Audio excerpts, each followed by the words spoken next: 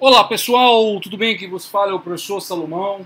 Pessoal, vamos dar, portanto, seguimento à nossa videoaula. Nesse sentido de consequência, pessoal, vamos tratar de um tema polêmico, talvez um dos mais polêmicos da nossa matéria, que envolve a sucessão legítima. É a concorrência sucessória entre cônjuge e companheiro. É isso aí. É a circunstância que envolve, inclusive, o reconhecimento da união estável, mesmo havendo o cônjuge separado de fato. É um tema bastante crucial, bastante polêmico, que nós vamos enfrentar hoje aqui na nossa videoaula. Pessoal, vamos dar, portanto, segmento. Primeiramente, pessoal, eu gostaria de, antes de ler o enunciado, que trata, portanto, de uma das correntes doutrinárias mais fortes no Brasil, inclusive segmentada pela jurisprudência brasileira. Vamos ler pontualmente o artigo 1830 do Código Civil, que trata especificamente, pessoal, da condição para que o cônjuge possa concorrer. Pessoal, nós temos uma interpretação muito precipitada que o cônjuge por si só, por ser cônjuge por si só, ele já concorre. Não é bem isso que a literatura jurídica nos transmite. Nesse sentido de consequência, pessoal, vamos novamente aqui ao artigo 1829, que é o que trata pontualmente da concorrência do cônjuge sobrevivente, superstite ou sobrevivo, perante descendentes e ascendentes. Veja que o cônjuge, pessoal, é o terceiro na linha de ordem de vocação hereditária, na ordem de sucessões, sendo que a legislação, inovando perante o Código Bevilacqua, resguarda a concorrência do cônjuge perante descendentes e ascendentes. E no que tange aos descendentes, coloca circunstâncias, pessoal. Olha só, ressalvas essa relação de concorrência perante os descendentes. Sem ressalvas quanto a acidentes, mas com ressalvas perante descendentes.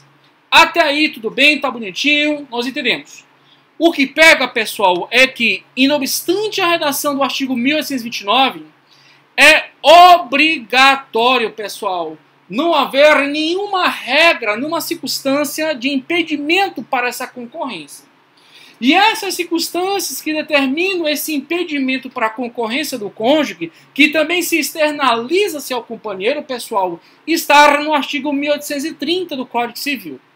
Olha o que diz: somente é reconhecido direito sucessório ao cônjuge sobrevivente se ao tempo da morte do outro não estava separado judicialmente, nem separado de fato, há mais de 2 anos, salvo prova, neste caso, de que a convivência de se tornara impossível sem culpa do sobrevivente. Volta comigo ao slide, Vamos aqui, pessoal, olha só.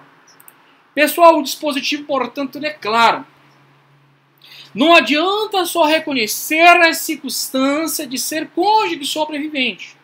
Ele não pode estar em nenhuma circunstância de impedimento para a concorrência. Assim sendo, retomando o verbo, retomando a palavra in literis, artigo 1830 do Código Civil, abre aspas, somente reconhecido direito sucessório ao cônjuge sobrevivente se ao tempo da morte do outro não estava separado judicialmente e mais, separado de fato. Separado de fato. Pessoal, no que tange no que se refere a essa separação de fato há mais de 2 anos, há uma mudança profunda no que tange especificamente o artigo 1723 do Código Civil, que consagra a sistemática regrada da união estável no direito comum, no direito privado brasileiro. Assim traz o conceito jurídico legal de união estável. Olha só, artigo 1723 do Código Civil. Olha o que diz. É reconhecida como entidade familiar a união estável entre o homem e a mulher. Cuidado que, conforme a DPF 132, já se reconhece a união homoafetiva. Voltando. É reconhecida como entidade familiar a união estável entre homem e mulher, configurada na convivência pública, contínua, duradoura e estabelecida com o objetivo de constituição de família. Havia, de fato, 5 requisitos para a união estável. Com base na DPF 132, reduziu-se para 4. E há uma tendência jurisprudencial para reduzir para 3. Por que isso, pessoal?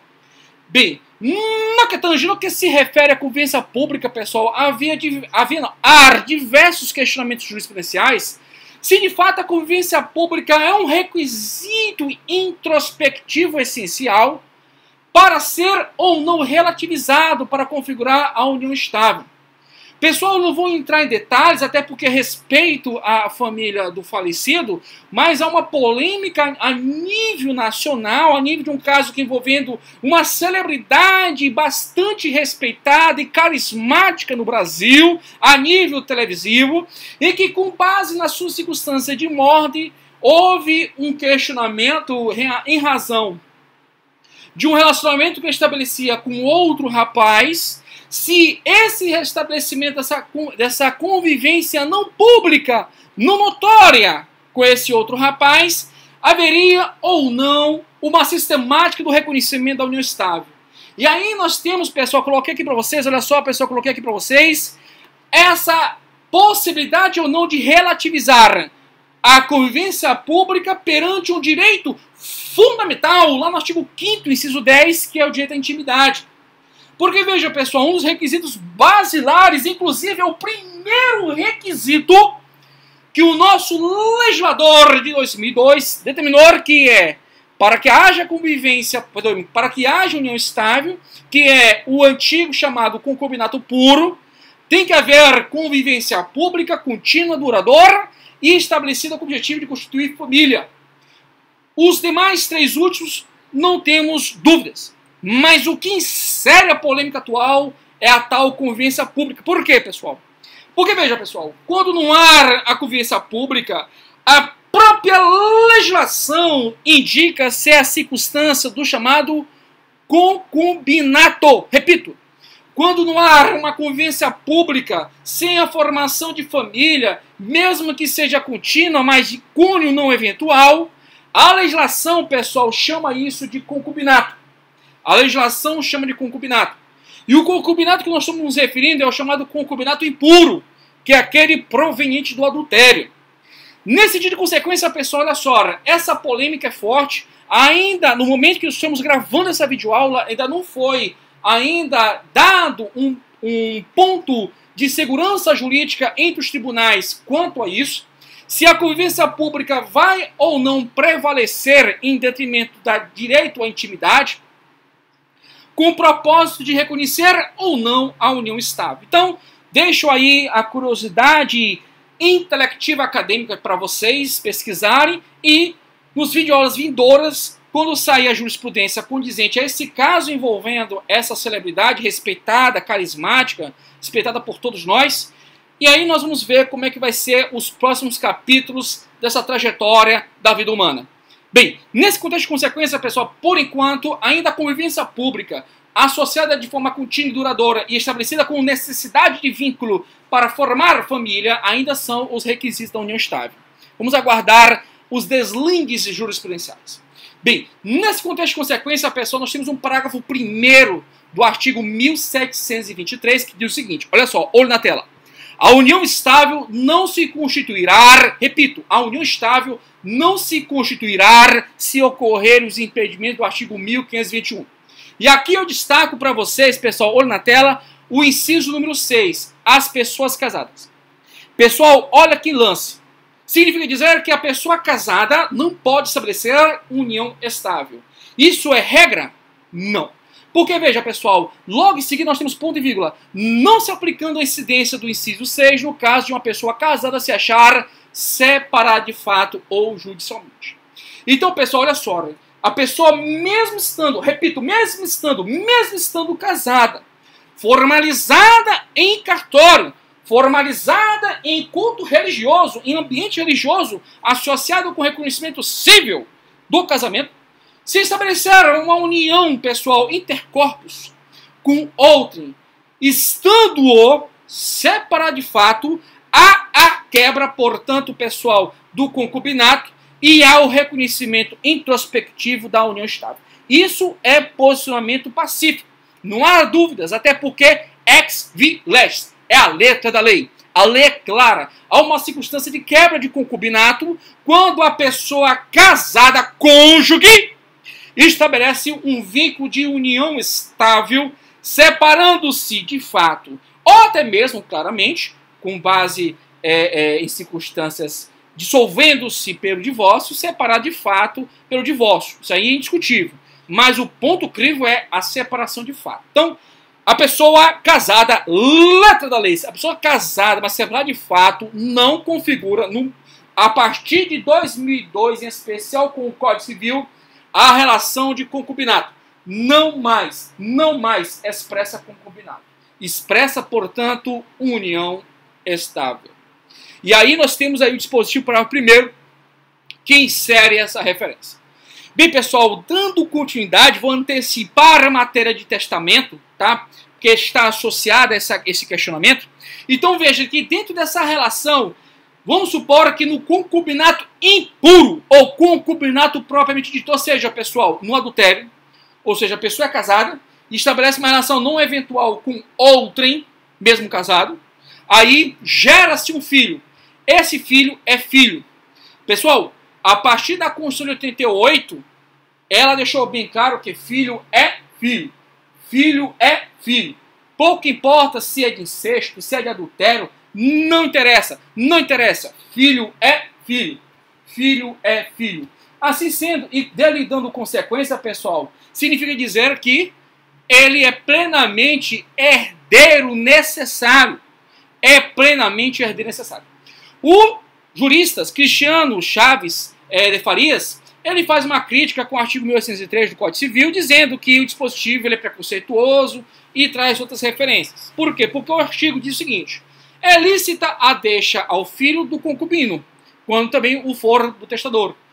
Traz a um primeiro ponto de análise, uma análise superficial, um entendimento óbvio, porque se é o filho obtido do concubinato, ele é filho. Então pouco importa para o sistema jurídico.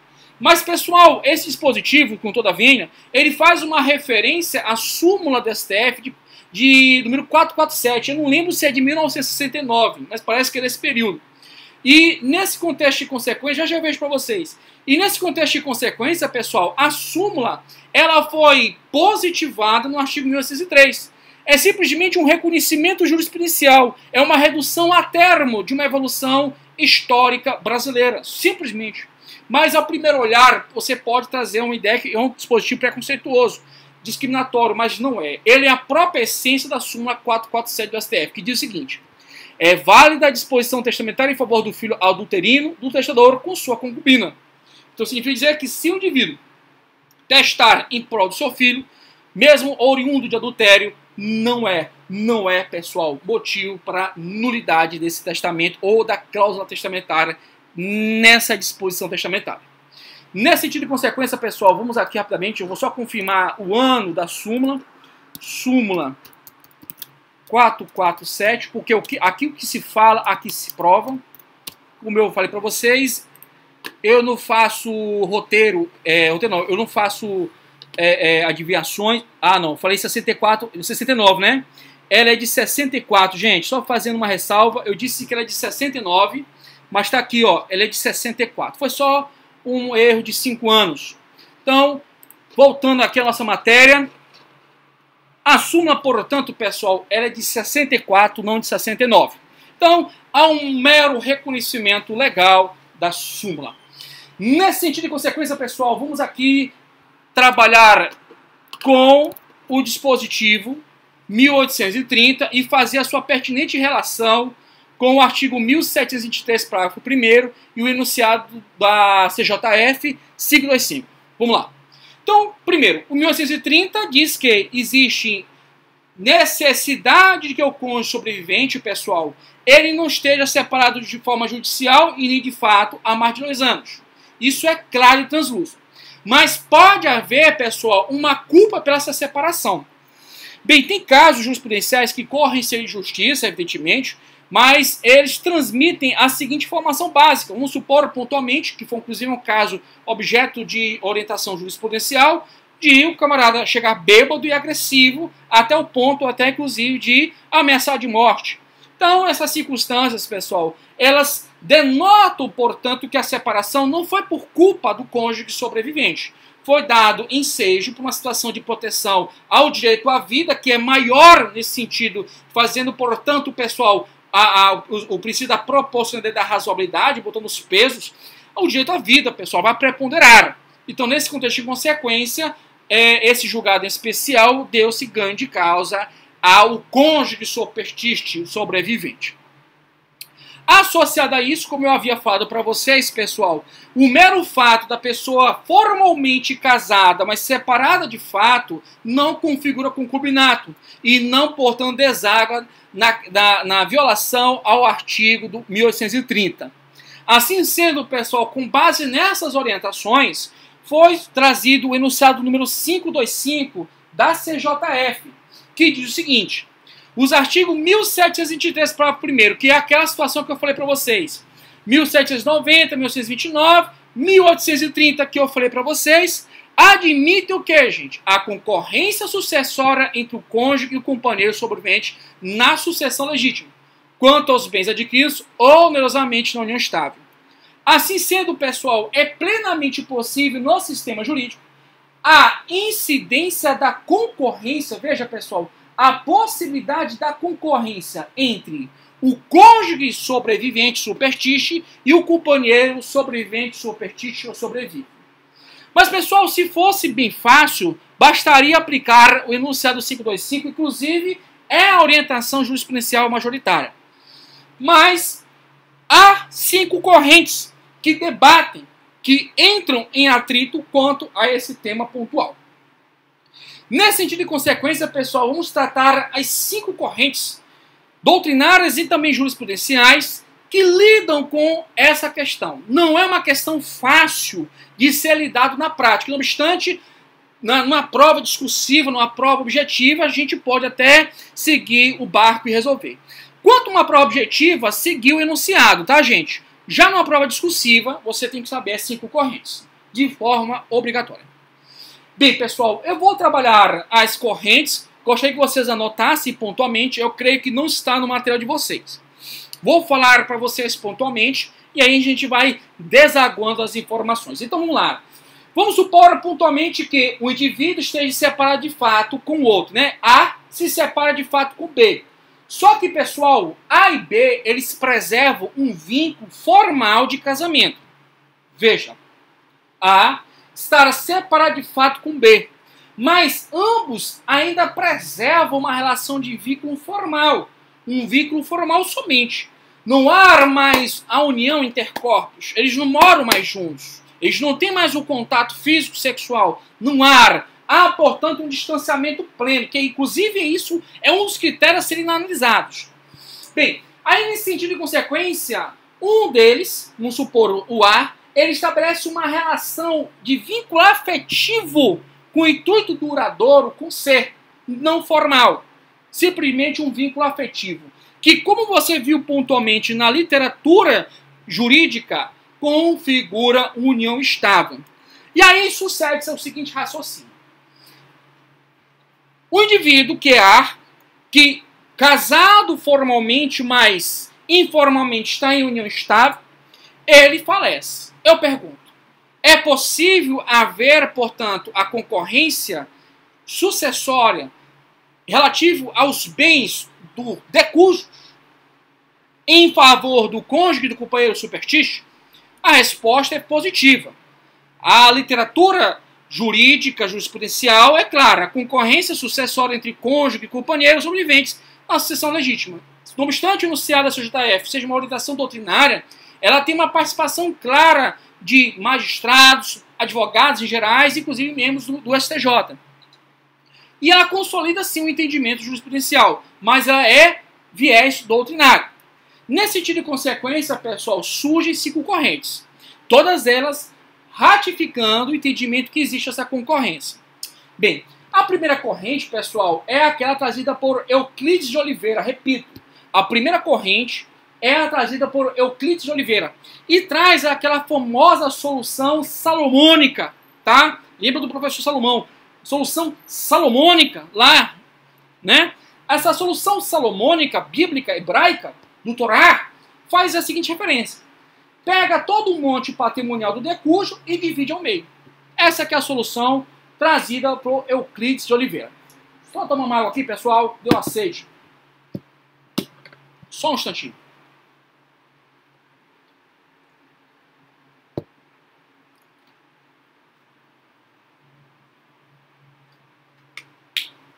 Bem, vamos aqui então. a primeira corrente do jurista Euclides de Oliveira, respeitadíssimo, tem os 2 livros dele.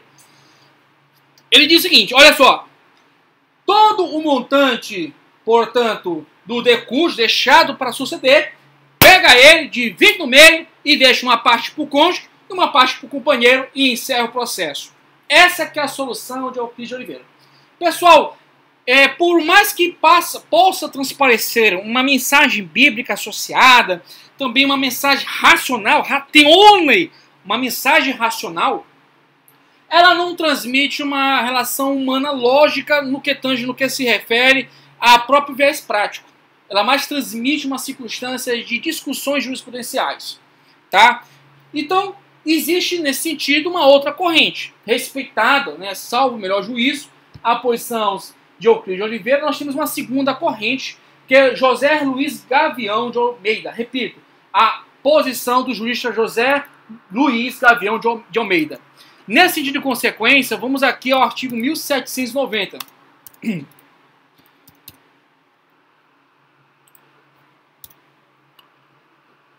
Pessoal, esse dispositivo aqui, como nós já vimos trabalhar com vocês, ele foi reconhecido o que, gente?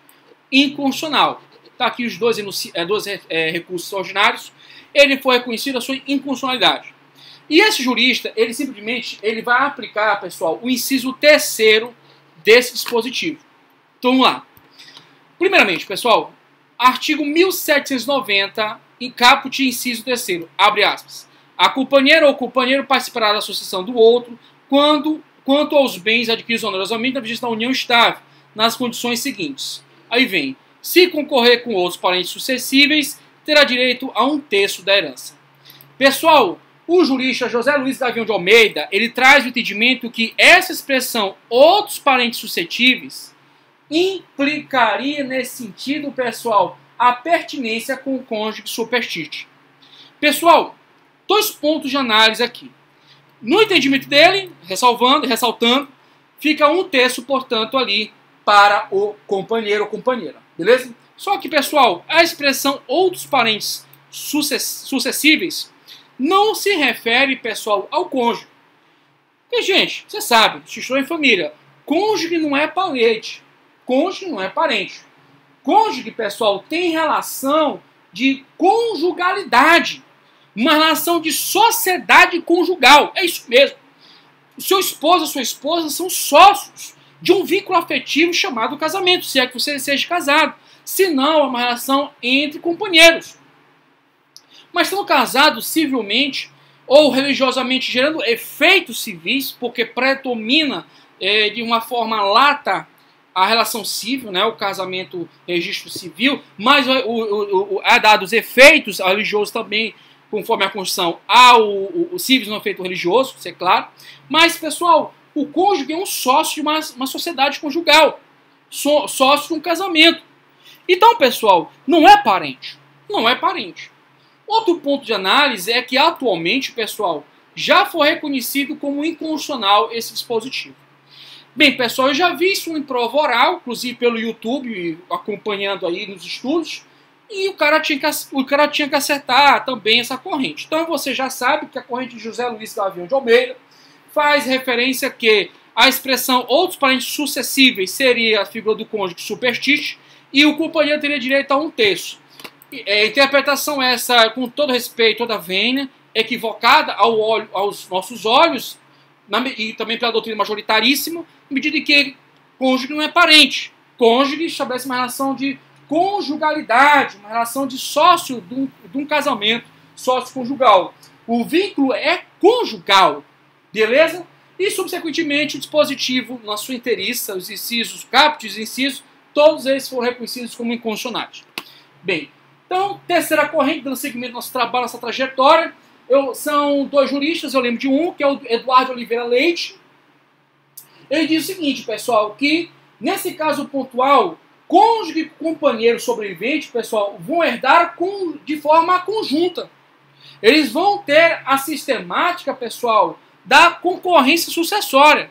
E, inclusive, pessoal, é a vontade do enunciado 525.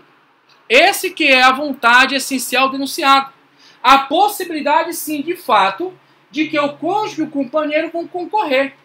Aí, nesse sentido de consequência, pessoal, deverá ser analisado como qualquer sistema de concorrência. A presença de testamento, a presença de descendente, ascendente, resguardada sempre ao cônjuge superstício, pessoal, a famoso direito de imiação, que é o direito de família.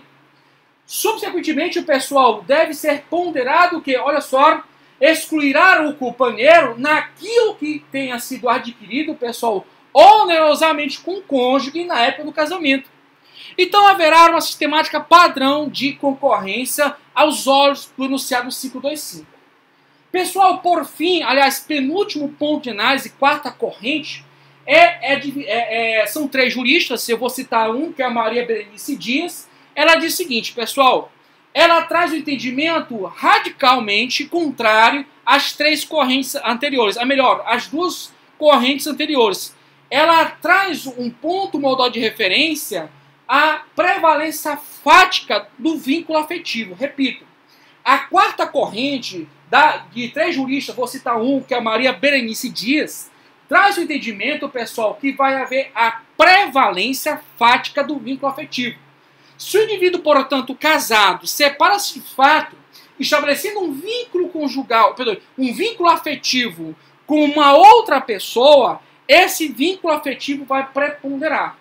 Então, pessoal, nessa corrente penúltima, há, portanto, uma prevalência de direitos sucessórios não ao cônjuge superstício, mas especificamente a quem, gente? Ao companheiro ou à companheira.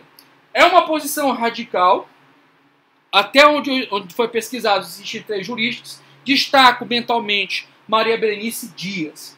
Agora, há uma quinta corrente, pessoal, que eu acho a mais interessante de todas, e no meu ponto, mesmo não sendo a corrente majoritária, porque a corrente majoritária é a do enunciado 525, que é, portanto, a segmentada, agora eu lembrei, de Eduardo de Oliveira Leite e Guilherme Calmon Nogueira da Gama, desses dois juristas, que é a corrente majoritária.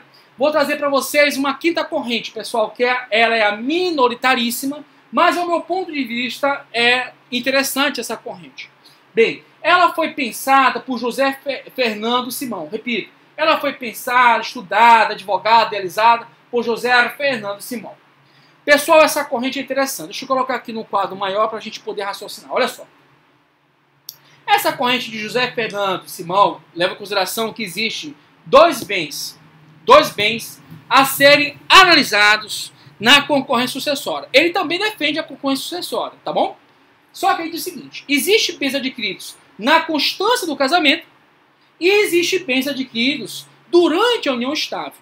Porque, cara, tá lógico aqui no artigo 1623, parágrafo primeiro, que mesmo o camarada casado, ele separado de fato, pode formar uma união estável. Tá aqui, é a lei. Então vamos seguir. Nesse sentido de consequência, o que ele faz com base nesse raciocínio e desenvolve? Olha só. No que tange aos bens adquiridos na constância do casamento, pessoal, é direito do cônjuge sobrevivente. Veja que esse cônjuge sobrevivente ele está separado de fato, porque ele mantém somente um vínculo formal, não afetivo. Agora, no que tange aos bens adquiridos durante a união estável, fica a direito do companheiro superstício. Por quê, pessoal? Porque há o convívio afetivo, um propósito de formação familiar duradouro. Então veja, repito, para esse jurista, José Fernando Simão, que eu concordo com o ponto de vista dele, posso estar errado, salvo o juízo, é a corrente minoritaríssima, mas é o que eu entendo, mas ensinei assim, estou ensinando as 5 correntes. Ele diz o seguinte, que tem dois bens adquiridos na constância do casamento, que é direito do cônjuge sobrevivente, superstício, sobrevive, e há bens adquiridos durante o que, gente? A união estável, que evidentemente, segundo esse jurista, é direito do companheiro superstício. Agora veja, pessoal, levando em consideração esses dois grandes nexos de bens, esses dois grandes núcleos de bens, tem que se observar duas regras. Primeira delas, pessoal, todo volume de bens adquiridos na constância do casamento é de quem, gente? É direito de herança do cônjuge superstício, que é lógico. Então veja, todo volume patrimonial adquirido na constância do casamento seria de direito que existe do cônjuge superstício por direito de herança. A lei é clara. Segunda regra, aí ele desenvolve uma viés mais doutrinária. Quanto aos bens adquiridos na união estável, o companheiro ou a companheira tem direito ao que, gente? A tais bens adquiridos onerosamente. Onerosamente. Mas veja, levando-se em consideração a constância da união estável. Levando-se em consideração a constância da união estável. E aí, pessoal, nesse sentido, ele faz uma seguinte ressalva nesse ponto. Cuidado! No que tange aos demais bens adquiridos por outro título, por qualquer outro título, mesmo que seja durante a união estável, é do cônjuge, é, portanto, do cônjuge superstício. Então, pessoal, vou repetir o raciocínio dele. Aliás, vou fazer um resumo dos 5. Vamos aqui. Segundo a quinta corrente de José Fernando Simão, há 2 grandes grupos de bens.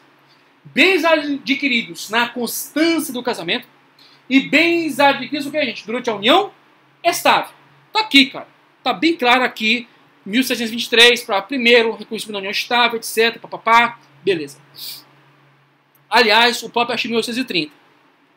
Seguindo. Então, há bens adquiridos durante a constância da união estável e do casamento. Se fora do casamento, é direito de quem, gente? Do cônjuge superstício. Se for na união estável, é do companheiro superstício. Então, nesse ponto, não há briga. É bem racional a divisão. Até posso dizer que é mais salomônica a divisão. Mais racional. Bem, em contrapartida, deve-se observar as 2 regras. Uma eminentemente legal e uma com viés, portanto, legal e doutrinário. Na primeira, eminentemente legal, a morte, portanto, pessoal, que levou a abertura da sucessão, deve ser considerada que o montante de bens adquiridos na constância do casamento é de quem, gente? Do cônjuge superstício. Ora, é lógico, é direito de herança dele. Em contrapartida, a segunda regra, os bens adquiridos durante a união estável seria de quem, gente? Seria do companheiro ou da companheira. Mas vejo, bens adquiridos onerosamente, porque os demais bens, por qualquer outro motivo, por qualquer outro título, faz parte do direito de quem, gente? Faz parte do direito de quem, gente? Do cônjuge sobrevivente. Essa parte final é que ele dá o viés doutrinário dele, que ao meu ponto de ver é bem justo. Até porque quando se casa, quer bens. Há um lado de boa-fé, de lealdade ali naquele momento. Então, não pode o cônjuge, mesmo havendo a separação de fato, ficar prejudicado. Bem, agora vou só recapitular as correntes. A primeira corrente, que a doutrina chama de corrente salomônica, a corrente que é definida por Euclides de Oliveira, não sou eu que traz essa referência. É Flávio Tartucci, é o outro menino, Pablo Tozen, os demais juristas dizem que é a orientação salomônica dessa divisão. Então, essa orientação salomônica de Euclides de Oliveira, citado pela doutrina essa expressão, é pegar tudo, dividir ao meio, pôr um papacho para o companheiro, para o cônjuge e encerra. Só que isso aí vai dar um problema muito sério, pessoal, porque existe bens adquiridos onerosamente, existe bens adquiridos por outros títulos, inclusive gratuitamente, existe uma série de questionamentos que pode dar mais problema. Pode parecer uma solução racional, mas prática ela não é. Bem, a segunda corrente, essa corrente aí, ela foi aplaudida à época, mas hoje ela não tem mais sustentação, até porque foi reconhecido a inconstitucionalidade do artigo 1790. Portanto, essa segunda corrente que é trazida por José Luiz Avião de Almeida é dada a aplicação na íntegra do artigo 1790, inciso 3º. Ele, inclusive, chama o cônjuge superstício de outro parente sucessivo. Assim sendo, o companheiro vai ficar só o quê, gente? Com 1/3 e o cônjuge com o restante. Só que esse dispositivo ele é reconhecido inconstitucional e, subsequentemente, pessoal, cônjuge não é parente, né, gente? Cônjuge não é parente. Cônjuge é cônjuge. Cônjuge é cônjuge. O vínculo é de uma sociedade conjugal. É um sócio. Sua esposa é um sócio seu. Só que é um sócio de uma relação conjugal. A terceira corrente, que é a corrente que você tem que aplicar nas provas objetivas, nas questões em gerais, que é a definida pelo enunciado 525, que há, portanto, uma natural sistemática de concorrência entre cônjuge e companheiro. Sendo que deve ser baseada, né, a análise, a presença de testamento, a presença de descendente, ascendente, tudo dando, portanto, um crivo de preferência ao cônjuge superstício. Nesse sentido de consequência, pessoal, deve ser preservada a ameação do cônjuge, tá? É a corrente majoritária, é a corrente, portanto, que deságua grande adeptos do direito e, de certa maneira, pessoal, não dá tantos privilégios ao companheiro. A quarta corrente, ela bota o companheiro lá em cima e a companheira diz o seguinte, olha, a prevalência é uma situação fática, inclusive, ela é definida por Maria Berenice Dias. Eu peço não lembrar dos dois juristas, mas do material está. Maria Berenice Dias, ela define essa corrente. Nessa corrente, traz a ideia de que há uma prevalência fática. Há uma prevalência, portanto, pessoal, da relação afetiva, em detrimento da relação formal. Então, nesse sentido de concorrência, dá direito, ganho de causa à companheira. Bem, corrente essa que tem poucos adeptos, mas tem adeptos, enfim. E uma corrente minoritaríssima mesmo, mas bastante robusta, a qual eu entendo como válida, e você deve saber se for uma prova oral ou discursiva, que é de José Fernando Simão, que diz o seguinte: existem dois bens adquiridos na constância do casamento e bens durante a união estável. Ora, os adquiridos na constância do casamento são do teu cônjuge superstício, e aqueles adquiridos durante a união estável são pontualmente, pessoal, do companheiro ou companheira superstício. Lembrando que deve-se adotar duas regras associadas a isso. A primeira delas diz que, em razão da morte, portanto, da abertura da sucessão, todos os bens adquiridos na constância do casamento vão para quem, gente? Para o cônjuge. Agora, vejam, os bens adquiridos no âmbito da união estável e são adquiridos de forma onerosa vão para o companheiro ou companheira. Agora, mesmo durante a união estável e são adquiridos por outros títulos, vai para o cônjuge, portanto, superstício. No meu ponto de vista, nessa minha humilde opinião, é a corrente que eu acho mais racional, mais técnica. Mas, prova enunciado 525. Beleza, pessoal? Tranquilo, tá de boa? Anotações, deixa aí um bloco de anotações para vocês. Pessoal, eu queria aproveitar aqui o gancho pontual. Eu estou já encerrando nossa aula número 2, bastante videoaulas, mas eu queria apontar alguns aspectos específicos da matéria que são atinentes à doação inoficiosa, tá? Eu queria só trabalhar um pouco a doação inoficiosa, deixar só um feedback aqui para a nossa próxima aula, aula 3. Bem, vamos aqui descer nossos slides. Aliás, mais uma apostila do que o slide, minha preocupação maior é em passar o conteúdo. Bem, passei. Doação inoficiosa. Pessoal, falar em doação inoficiosa é tratar pontualmente, pessoal, dos artigos 549 do Código Civil e artigo 166, inciso 7 do Código Civil, tá? Vou deixar esse gancho aqui já para a próxima aula. Bem, olha o que diz o artigo 549, bastante importante esse dispositivo. É nula o que, gente? Também a doação quando a parte que exceder a de que o doador, no momento da liberalidade, poderá dispor em testamento. Cuidado com isso. Mas, meu amigo, cuidado plenamente com isso. Até porque o artigo 1846, só um instantinho. Deixa eu beber uma água aqui rapidinho, peraí. Secou a garganta, só um instantinho.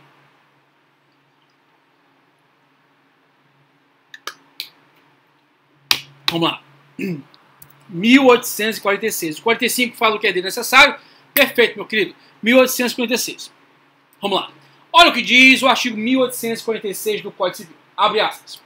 Pertence aos herdeiros necessários de pleno direito a metade dos bens da herança, constituída legítima.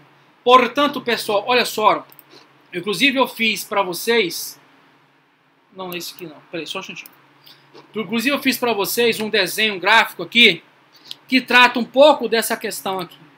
Pessoal, metade dos bens, se é uma relação conjugal, um casamento, excluindo as especificidades gerais, se é o casamento, metade dos bens que compõem bens comuns vai ser a meação de um e a outra metade a meação de outro.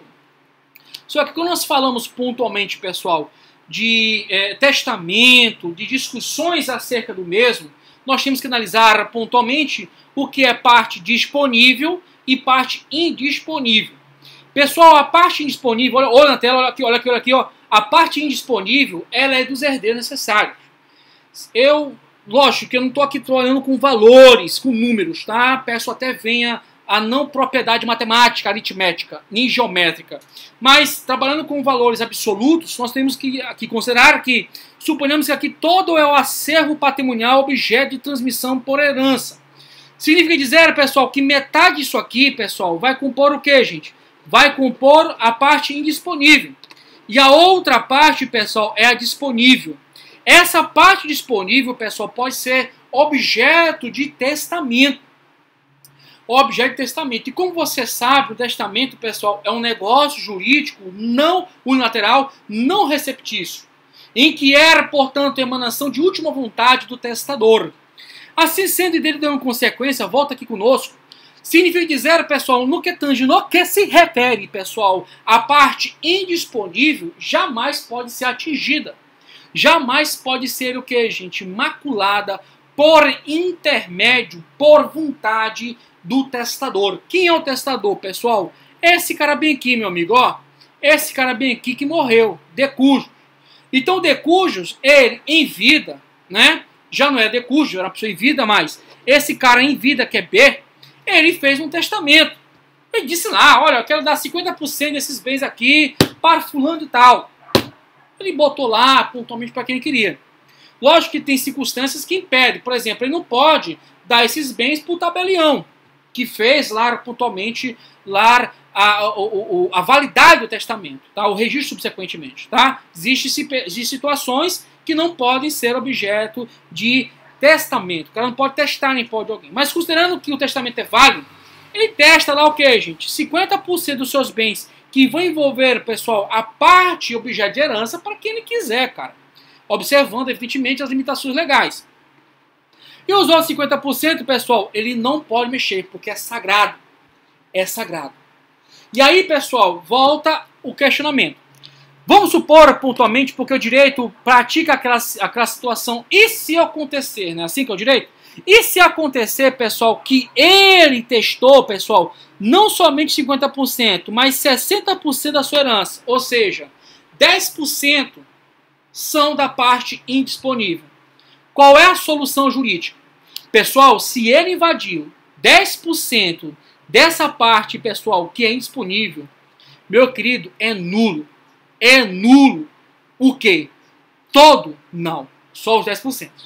É interessante a solução aqui trazida pelo legislador.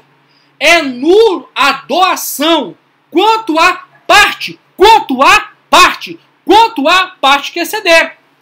Quanto à parte que exceder, a de que o doador, no momento da liberdade, poderia dispor em testamento. É quanto à parte que exceder. Exceder. Ou seja, excede.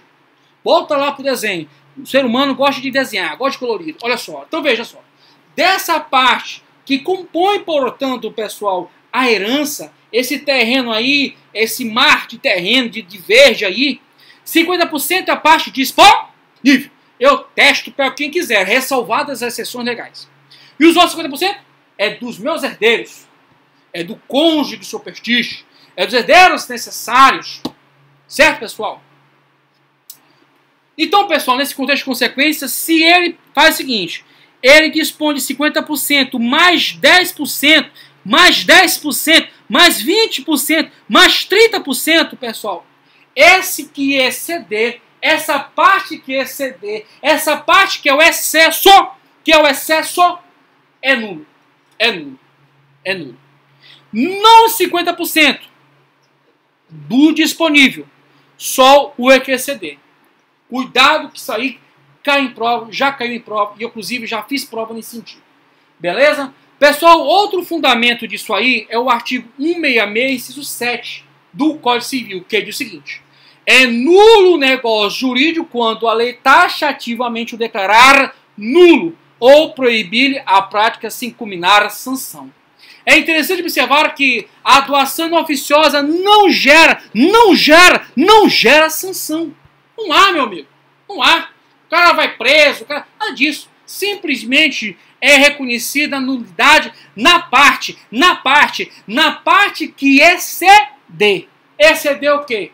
Invadindo a parte indisponível, que compõe a legítima. Beleza, pessoal? Beleza, pessoal? Tranquilo? Orientação jurisprudencial, olha o que diz. Olha aqui, coloquei inclusive para vocês. não é considerada inválida ou ineficaz pelo ordenamento jurídico, mas impõe ao donatário obrigação protraída no tempo de a época do doador trazer o patrimônio recebido à colação. Ou seja, pessoal, essa parte que exceder, ele vai ter que fazer o quê? Devolver. Isso significa dizer, pessoal, que ele vai colacionar, ver a colação. Esse instituto nós vamos estudar em inventário. Aliás, quando eu chego em doação oficiosa, eu estou vendo que está acabando o semestre. Aliás, nós já concluímos 2/3 do curso. Bem, pessoal, dando seguimento à nossa trajetória, nosso trabalho, pessoal, vamos dar seguimento à orientação jurisprudencial. Olha o que diz. Não é dado ao filho questionar a herança de pai vivo, quanto há muito já decidiu o STF. Cuidado com isso. Pessoal, se o pai fez um testamento, retomado conhecimento desse testamento, ou mesmo uma doação de bem, invadindo, portanto, a parte disponível, não é o momento de questionamento enquanto a pessoa do autor da herança estiver vivo. O questionamento desse testamento, pessoal, o questionamento, portanto, dessa doação, se dá no momento da abertura das sucessões. Diversos julgados nesse sentido. Inclusive, eu falei para você em sala de aula, quanto à existência, quanto à validade, quanto à eficácia do testamento, só é objeto de exame, só é objeto de análise, pessoal, quando ocorre o saicine, quando ocorre a abertura da sucessão. Repito, jurisprudência, olha só, não é dado ao filho questionar a herança de pai vivo, quando há muito já decidiu o STF. Meus queridos, nós temos julgados desde a década de 60, repito, de 60. Coloquei em sala de aula para vocês. Com efeito, o direito de pedir a anulação da doação oficial só nasce no momento da morte do doador. Morte do doador. Uma vez que o direito do herdeiro advém da herança. Herança. Inclusive, pessoal, é vedado herdeiro fazer o quê, gente? Fazer o pacto sucessório, que é aquela circunstância dos herdeiros estarem negociando, portanto, pessoal, os filhos estarem negociando o patrimônio de uma herança. Isso é completamente, além de antiético, violador dos preceitos morais, não tem, pessoal, respaldo jurídico algum esse negócio. E esta não existe enquanto vive o disponente. Logo, andou bem a sentença ao julgar improcedente ou pedir nulidade da doação. Beleza, pessoal? Tranquilo? Tá de boa? Certo, pessoal? Alguma dúvida? Algum questionamento? Só tomar uma água aqui, que a garganta tá pedindo. Só um instantinho.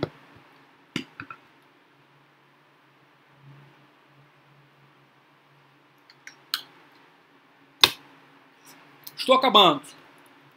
Bem, pessoal, tá aqui desenho, precedente, referência, que são necessários. Trago para vocês uma outra óptica jurisprudencial, inclusive a questão da inconstitucionalidade do artigo 1790. E trago para vocês aqui um exemplo bem claro, pessoal, tá? Inclusive, trabalhando essa ideia de invasão objetiva da parte indisponível. Tudo bem? Bem, pessoal, estou vendo aqui que já estendi demais. Acabei que expliquei tudo que é doação não oficiosa para vocês. Então vamos partir agora para a aula número 3. Tá? Faltam só mais 2 aulas, né? Aula 3, 4 e aula 5. Tá? Evidentemente, a aula 3 com um conjunto de aulas, a aula 4 já, inclusive, já separei o material, ela tem muito conteúdo. A aula 3, salvo engano, não passa de 2 encontros, tá? Aliás, acho que é só um encontro, depois eu vou confirmar aqui no material, que ela é bem pequenininha. É só falar especificamente de alguns pontos encerrativos, inclusive o adiantamento de legítimo é um ponto que nós vamos analisar. E estamos encerrando nosso curso.